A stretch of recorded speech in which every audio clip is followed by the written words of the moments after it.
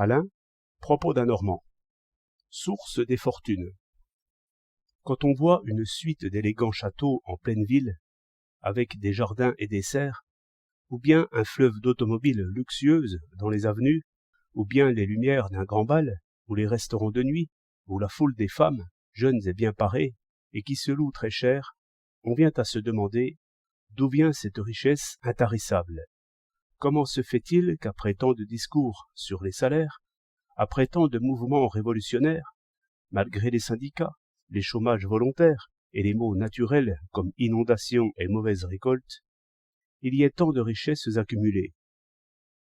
Il faut compter d'abord le planteur brésilien et les autres propriétaires de ces contrées-là, où le moindre travail, aidé d'une pluie chaude et d'un soleil généreux, multiplie les récoltes, où le salarié a peu de besoins et peu d'idées, où se font des fortunes imaginables, que les marchands de plaisir mettent ensuite au pillage. Comme je demandais un jour à un éditeur de musique pourquoi ces prix forcés, pourquoi une valse que l'on a pour 30 sous est marquée 15 francs, il me répondit: ce sont des prix pour les Brésiliens, Équatoriens, Argentins.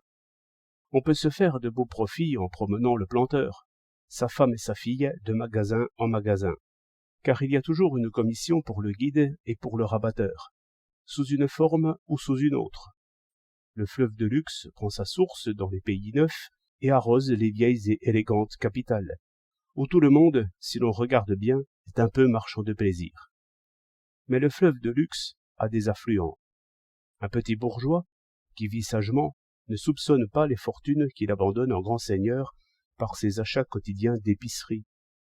Je connais une coopérative de consommation qui, en 25 ans, a groupé peu à peu 20 000 participants.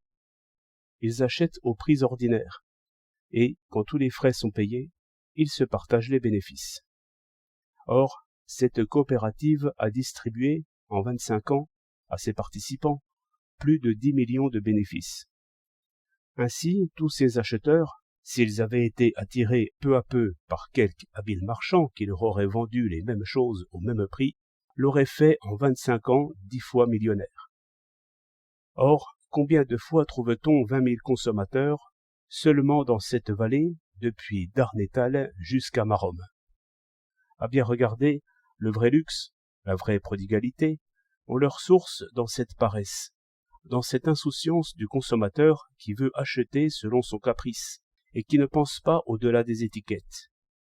Par cette négligence se font les fortunes démesurées, pour lesquelles il faut inventer des produits de luxe, auxquels sont employées des journées de travail, ce qui rend plus rares et plus coûteuses les choses de nécessité.